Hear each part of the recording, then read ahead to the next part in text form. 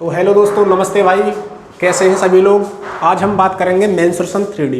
यानी कि mensuration 3D में भाई लोगों को बड़ी दिक्कत रहती है कि फॉर्मूला को कैसे याद करें। ठीक है, तो फॉर्मूला को आज तक तुम रटते हुए चले आ रहे थे, तो आज के बाद रट्राफिकेशन वाला काम बिल्कुल बंद है। बात क्लियर। तो मेंसुरेशन 3D क्या होता है। मेंसुरेशन 3D यानी कि हिंदी में से बोलते हैं त्रिविमीय क्षेत्रामिति। ठीक, क्या बोलते हैं, त्रिविमीय क्षेत्रामिति। ठीक है, मेंसुरेशन 3D को बोलते हैं त्रिविमीय क्षेत्रामिति। ठीक है, तो मेंसुरेशन 3D क्या होता है। मेंसुरेशन 3D में दो प्रकार की शेप बनती हैं। एक बनती है इसमें सिमेट्रिक और एक बनती है इसमें असिमेट्रिक। एक बनती है इसमें सिमेट्रिक और एक बनती है इसमें असिमेट्रिक। तो सिमेट्रिक को हिंदी में बोलते हैं हम सममित आकृति। हिंदी में बोलते हैं इसे सममित आकृति। बात क्लियर है। और इसे बोलते हैं असममित आकृति, यानी कि जो इसका विपरीत है बिल्कुल। ठीक है, यहां तक किसी भी स्टूडेंट को कोई दिक्कत नहीं है। तो सममित आकृति हमारी क्या होती है, यानी कि जैसे मैं आपके सामने कोई फिगर लूं। ठीक है, जैसे मैंने माना बेलन, जैसा मैंने बेलन लिया। ठीक है, ये हमारा बेलन होता है सिलेंडर। यही है बेलन, यही होता है। तो सममित आकृति में अगर मैं इसे एक्स अक्ष के एलोंग और वाई अक्ष के एलोंग अगर मैं इसे काटूं, तो हमारा जो आधार है यानी कि जो बेस है, तो बेस की जो शेप है वो बिल्कुल समान बचेगी, यानी कि नो चेंज। ठीक है, अगर मैंने एक्स अक्ष के एलोंग इसे काटा, मैंने ये काटा मैंने, तो एक्स अक्ष के एलोंग काटने पर ये वाली शेप और ये वाली शेप बिल्कुल समान है। अब मैंने इसे काटा वाई अक्ष के एलोंग, तो ये वाली शेप और ये वाली शेप बिल्कुल समान है। तो एक्स अक्ष के एलोंग और वाई अक्ष के एलोंग काटने पर तो हमारी शेप है जो वो बिल्कुल बदलती नहीं है। ठीक है, तो अब बात करेंगे हम असममित आकृति की। असममित आकृति क्या होती है वो समझो। अब जैसे मैंने माना कोण। ठीक है, ये मैंने कोण लिया। ठीक है, ये पता होगा आपको, कोण शंकु बोलते हैं इसे हिंदी में। तो असममित आकृति का मतलब होता है अगर मैं इसे एक्स अक्ष के एलोंग और वाई अक्ष के एलोंग काटूं, तो उसमें क्या है, जो हमारी शेप है आधार की वो चेंज हो जाती है। ठीक है, अब मैंने इसे काटा एक्स अक्ष के एलोंग काटा मैंने, और इसे काटा मैंने वाई अक्ष के एलोंग। तो एक्स अक्ष के एलोंग काटने पर ये वाली शेप और ये वाली शेप बदल गई बिल्कुल, और वाई अक्ष के एलोंग काटोगे तो ये वाली शेप और ये वाली शेप सेम है, यानी कि एक्स अक्ष के एलोंग काटने पर ये वाली शेप बदल गई। बात क्लियर है। तो यहाँ तक समझे आप। तो इसकी डेफिनेशन लिखाने की जरूरत है या बोल दूँ ऐसे ही। तो यहाँ पे आप लिख लेंगे सममित आकृति क्या होती है। सममित आकृति होती है कि एक्स अक्ष के एलोंग और वाई अक्ष के एलोंग काटने पर जो भी हमारी आधार या बेस की जो शेप है वो बदलती नहीं है। ठीक है, तो सममित आकृति में हमारे एग्जाम्पल के तौर पर आ जाते हैं। इसमें लिखेंगे आप, इसमें हो जाता है क्यूब, यानी क्यूब को बोलते हैं घन। ठीक, एक इसमें आता है क्यूबॉइड, इसे बोलते हैं घनाभ। एक इसमें आता है सिलेंडर, जिसे बोलते हैं बेलन। और भी आ जाते हैं बाकी। ठीक है, और असममित आकृति क्या आता है, इसमें आता है कोण, एक होता है पिरामिड, कोण को हिंदी में बोलते हैं शंकु। ठीक है, पिरामिड होता है। तो ये वाले हमारे एग्जाम्पल आ जाते हैं। ठीक है, अब बात आती है फॉर्मूला की कि फॉर्मूला कैसे बनाए। मैंने आपको बताया था कि मेंसुरेशन 3D में लंबाई, चौड़ाई और ऊंचाई, इसमें क्या है, तीन चीज़ की बात की जाती है। इसमें जब हम तीन चीज़ की इसमें बात करते हैं, और मेंसुरेशन 2D में किसकी बात करते हैं, लंबाई और चौड़ाई की। ठीक है, तो उसमें क्या है, क्षेत्रफल होता है, परिमाप होता है, यही होता है ना। तो इसमें क्या है, इसमें एक बात करते हैं आयतन की और एक बात करते हैं पृष्ठीय क्षेत्रफल की। ठीक है, अब बात करेंगे इसमें कैसे निकालते हैं। अब मैं बात करूं आयतन, जो चीज़ मैं बता रहा हूँ ये सब में अप्लाई होगी। ठीक है, आप आज के बाद आप रट्टाफिकेशन वाला काम बिल्कुल बंद कर देंगे। ठीक है, आयतन को इंग्लिश में बोलते हैं वॉल्यूम। ठीक है, अब वॉल्यूम कैसे निकाला जाता है। वॉल्यूम निकाला जाता है एरिया ऑफ बेस। ठीक है, वॉल्यूम क्या होता है हमारा, area of base into height, यानी कि आधार का क्षेत्रफल, आधार का क्षेत्रफल इंटू ऊंचाई। बात क्लियर है। अगर आपसे पूछा जाए कि जैसे मैंने आपसे बोला घनाव का आयतन ज्ञात करें, तो आप क्या लेंगे, घनाव का फोटो बनाएंगे फिगर, ठीक है। तो घनाव में फिगर बनाने के बाद उसके बाद आधार का क्षेत्रफल लेंगे, उसके बाद ऊंचाई, जो भी आपका फॉर्मूला बनकर तैयार होगा वो आपका घनाव का आयतन का फॉर्मूला बन जाएगा। बात क्लियर है। अब आपसे पूछा है घन का आयतन कैसे निकालें, तो घन का फिगर बनाएंगे और ये वाली चीज लगाएंगे, आधार का क्षेत्रफल इंटू ऊंचाई, तो घन का फॉर्मूला बन जाएगा। अब बात करेंगे बेलन की, तो बेलन का आयतन आपसे पूछा जाएगा तो आधार का क्षेत्रफल इंटू ऊंचाई। बात क्लियर है। तो ये चीज होती है। अब बात करेंगे हम, आयतन हमारा हो गया। अब बात करेंगे हम पार्श्व सतह का क्षेत्रफल यानी कि LSA। LSA जिसे इंग्लिश में बोलते हैं lateral surface area. Lateral surface area यानी पार्श्व सतह का क्षेत्रफल। इसमें क्या होता है, इसमें होता है जैसे ये हमारी दीवार है, ठीक है, हम चारों तरफ घूम के देखें तो हमारी सामने सामने दीवार, यानी जैसे हिंदी में बोलते हैं चारों दीवारों का क्षेत्रफल। यानी इसमें क्या होता है, नीचे वाला बेस और ऊपर वाला बेस, ठीक है। अगर इन दोनों साइड को हम हटा दें, यानी कि आमने सामने जो भी हमें दिखाई दे रहा है वो होता है हमें चारों दीवारों का क्षेत्रफल, यानी पार्श्व सतह का क्षेत्रफल। पार्श्व सतह का क्षेत्रफल क्या होता है, LSA, जैसे हिंदी में बोलते हैं पार्श्व सतह का क्षेत्रफल, ठीक है। इसकी बात करेंगे हम, तो इसमें होता है आधार का परिमाप,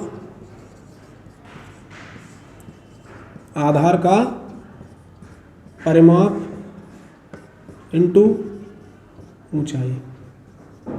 बोलो बात क्लियर है। यानी आपसे अगर पूछा जाएगा LSA यानी पार्श्व सतह का क्षेत्रफल, तो पार्श्व सतह का क्षेत्रफल निकालने के लिए आपको क्या करना है, आधार का परिमाप इंटू ऊंचाई। बोलो बात क्लियर। अगर आपसे पूछा जाएगा कि बेलन का आयतन, बेलन का LSA यानी कि लेटरल सरफेस एरिया यानी पार्श्व सतह का क्षेत्रफल ज्ञात करें, तो आपको बेलन बनाना है। बेलन बनाने के बाद आधार का परिमाप इंटू ऊंचाई। बात क्लियर है। ये होता है LSA पार्श्व सतह का क्षेत्रफल, ठीक है। अब बात करेंगे टोटल सरफेस एरिया यानी TSA, जैसे इंग्लिश में बोलते हैं टोटल सरफेस एरिया, यानी कि संपूर्ण सतह का क्षेत्रफल,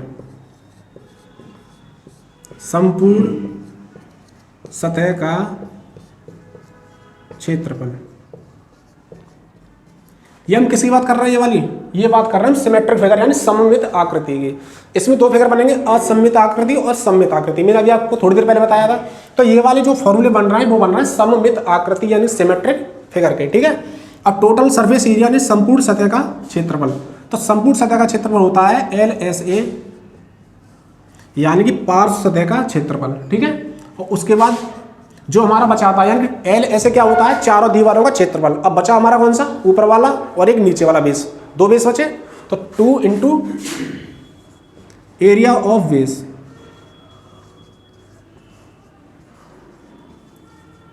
2 इंटू एरिया ऑफ बेस यानी आधार का क्षेत्रफल, ठीक है। यानी कि LSA पार्श्व सतह का क्षेत्रफल मैंने आपको थोड़ी देर पहले बताया था कि चारों दीवारों का क्षेत्रफल। तो चारों दीवारों का क्षेत्रफल के बाद हमारा क्या बचा था, एक तो ऊपर वाला बेस और एक नीचे वाला बेस। तो अगर ऊपर वाले बेस और नीचे वाले बेस को अगर LSA में ऐड कर देंगे तो हमारा क्या बन जाएगा, टोटल सरफेस एरिया यानी संपूर्ण सतह का क्षेत्रफल। बोलो बात क्लियर है। तो ये हमारी चीज बन गई। इसमें तीन चीज होती है, एक होता है आयतन, एक होता है LSA, एक होता है टोटल सरफेस एरिया। ये क्या है हमारा सिमेट्रिक फिगर में आपसे बेसिकली तीन ही चीज पूछी जाती है इसमें, ठीक है। अब बना लेंगे फॉर्मूले। अब इसके बाद बात करेंगे हम LSA यानी कि इसके बाद बात करेंगे हम असिमेट्रिक फिगर की, ठीक है। सिमेट्रिक वाली फिगर हो गई, स्क्रीनशॉट ले लीजिए आप। सिमेट्रिक फिगर में क्या है, आयतन। आयतन होता है आधार का क्षेत्रफल इंटू ऊंचाई। अगर आपसे इसमें घन दिया है, घनाभ दिया है, बेलन दिया है, यानी कुछ भी दिया है आपके पास, तो आप आधार का क्षेत्रफल लगाएंगे और इंटू ऊंचाई। बात क्लियर। अगर आपसे पूछा जाए LSA यानी कि लेटरल सरफेस एरिया पार्श्व सतह का क्षेत्रफल, इसमें क्या करेंगे आप, आधार का परिमाप इंटू ऊंचाई, ठीक है। अब इसके बाद पूछा जाएगा आपसे TSA यानी कि टोटल सरफेस एरिया पार्श्व यानी संपूर्ण सतह का क्षेत्रफल। तो संपूर्ण सतह का क्षेत्रफल निकालने के लिए आपके पास LSA यानी चारों दीवारों का क्षेत्रफल, और बचा गया हमारे पास ऊपर वाला बेस और एक नीचे वाला बेस, यानी दो बेस बचे, तो 2 इंटू एरिया ऑफ बेस। बात क्लियर है। अब बात करेंगे असिमेट्रिक फिगर की। असिमेट्रिक फिगर में क्या होता है,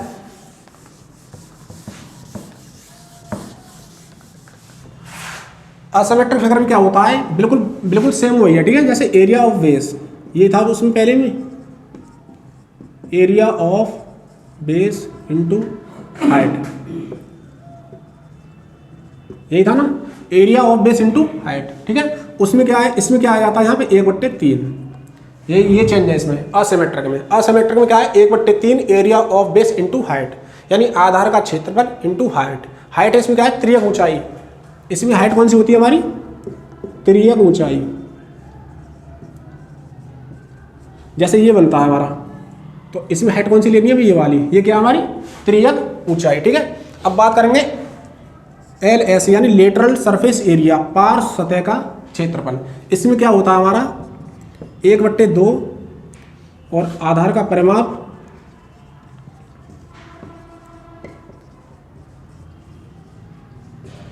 परिमाप इंटू त्रियक ऊंचाई।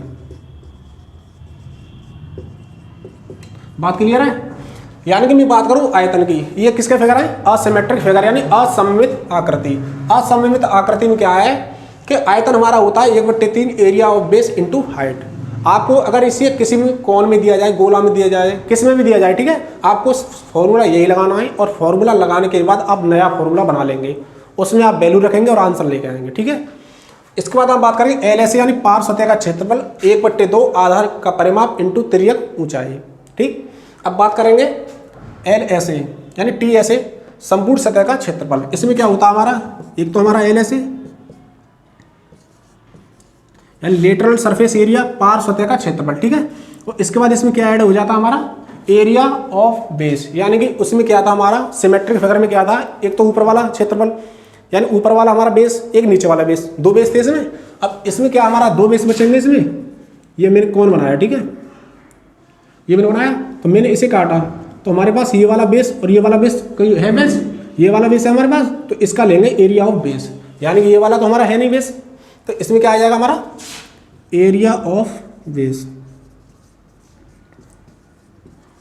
यानी आधार का क्षेत्रफल, ठीक है। उसमें क्या था हमारा डबल था, इसमें सिंगल रहेगा, क्योंकि सिंगल क्यों रहेगा इसमें आपको दिखाई दे रहा होगा एग्जाम्पल के तौर पर मैंने ये लिया है, ठीक है। तो ये हमारे फॉर्मूले होते हैं सिमेट्रिक के, मैंने अभी थोड़ी देर पहले बताया, ये मैंने बताया असिमेट्रिक यानी कि असममित आकृति की। इसमें बात करते हैं हम आयतन की, लेटरल सरफेस एरिया LSA यानी कि पार्श्व सतह का क्षेत्रफल, उसके बाद TSA यानी कि टोटल सरफेस एरिया यानी संपूर्ण सतह का क्षेत्रफल। तो ये होते हैं हमारे मेन सोर्स 3D, ठीक है। अब मैं आपके तौर पर बना के दिखाऊं, एक बोलो बना के दिखाएं।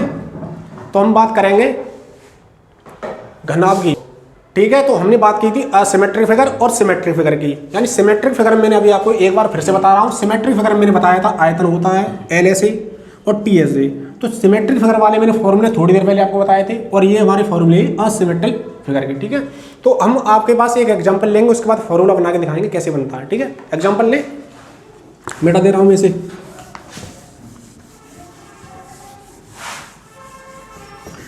तो एग्जाम्पल के तौर पर हम ले रहे हैं इसमें घनाभ। घनाभ को इंग्लिश में क्या बोलते हैं, क्यूबॉइड। कोई बताएगा घनाभ कैसे बनता है, घनाभ किससे मिलकर बना होता है।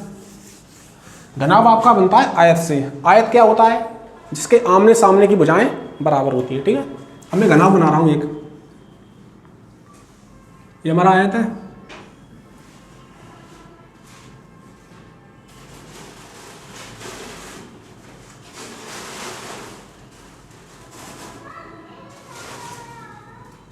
ठीक है। ये क्या है हमारा क्यूबॉइड, यानी जिसे हिंदी में बोलते हैं घनाभ,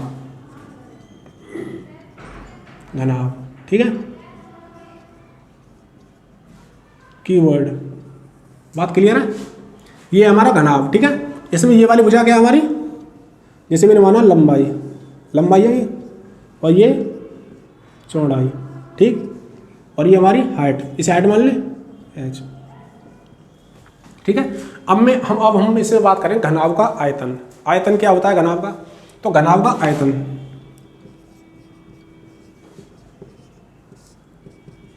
सिमेट्रिक फिगर है ये। तो सिमेट्रिक फिगर में मैंने आयतन क्या बताया था, सिमेट्रिक फिगर में मैंने आयतन बताया था कि area of base into height, यानी कि आधार का क्षेत्रफल इंटू ऊंचाई। तो आधार का क्षेत्रफल यानी आधार इसमें ये है, आधार का क्षेत्रफल इसमें कितना हो जाएगा, ये आयत है, आयत का क्षेत्रफल कितना होता है, लंबाई इंटू चौड़ाई। तो आधार का क्षेत्रफल हमारा आयतन में अभी लिख रहा हूँ, ठीक है, आधार का क्षेत्रफल इंटू ऊंचाई, यही बताया था मैंने थोड़ी देर पहले। तो आधार का क्षेत्रफल हमारा कितना हुआ LV, L into B, into का इंटू, ऊंचाई हमारी कितनी है h, तो इंटू h। तो घनाभ का आयतन हमारा कितना निकल के आया एल बी एच। बोलो बात क्लियर है? कोई फॉर्मूला याद करने की जरूरत है? अब आपके सामने डायग्राम बना हुआ आएगा, तो डायग्राम से मैंने क्या किया, एल बी यानी आयत से बनता है, तो आयत का क्षेत्रफल क्या होता है, लंबाई इंटू चौड़ाई इंटू ऊंचाई, तो एल बी एच आयतन का फॉर्मूला बन गया। अब आप कभी याद करेंगे इसे, आज तक आप रटते हुए चले आ रहे थे, आप रटेंगे अब। तो अब बात करेंगे हम एल एस ए, ठीक है। एल एस ए यानी पार्श्व सतह का क्षेत्रफल, ठीक है। एल एस ए यानी पार्श्व सतह का क्षेत्रफल, ठीक है। लिख नहीं रहा हूँ हिंदी में, ठीक है, आप इसमें समझदार हैं, तो शॉर्ट में लिख रहा हूँ मैं L S A, lateral surface area, ठीक है। लेटरल सरफेस एरिया क्या बताया था मैंने कि आधार का परिमाप, आधार का परिमाप इंटू ऊंचाई, यही बताया था मैंने। तो इतनी तो बात तो आपको याद करनी पड़ेगी, ठीक है। इतनी बात आप याद करेंगे, उसके बाद सिमेट्रिक फिगर में जितने भी हमारी कंडीशन बनती हैं आप सबके फॉर्मूले बना ले जाएंगे। बात क्लियर है? तो आधार का परिमाप इंटू ऊंचाई, ठीक है। आधार का परिमाप किसमें क्या है, आयत है ये, तो आयत का परिमाप कितना होता है 2 इंटू लंबाई प्लस चौड़ाई, तो 2 लंबाई प्लस चौड़ाई यही है इंटू ऊंचाई, तो ये क्या हमारा एल एस ए। बात क्लियर है? इंटू ऊंचाई बताया था मैंने, तो इंटू ऊंचाई का इसमें गुणा कर दिया। बोलो बात क्लियर? उसके बाद गुणा कर लेंगे, तो अब ये खोल के दिखा लेंगे, ठीक है। अब उसके बाद अब बात करेंगे total surface area. Total surface area ये चीज़ बताई थी मैंने 3, टोटल सरफेस एरिया यानी कि टोटल सरफेस एरिया संपूर्ण सतह का क्षेत्रफल। संपूर्ण सतह का क्षेत्रफल होता है जिसमें एल एस ए यानी लेटरल सरफेस एरिया यानी पार्श्व सतह का क्षेत्रफल प्लस एरिया ऑफ बेस, यही आता है 2 चीज़। तो एल एस ए हमारा कितना आया था, एल एस ए हमारा आया था यानी L S A plus 2 into area of base, यही है यानी आधार का क्षेत्रफल, यही था।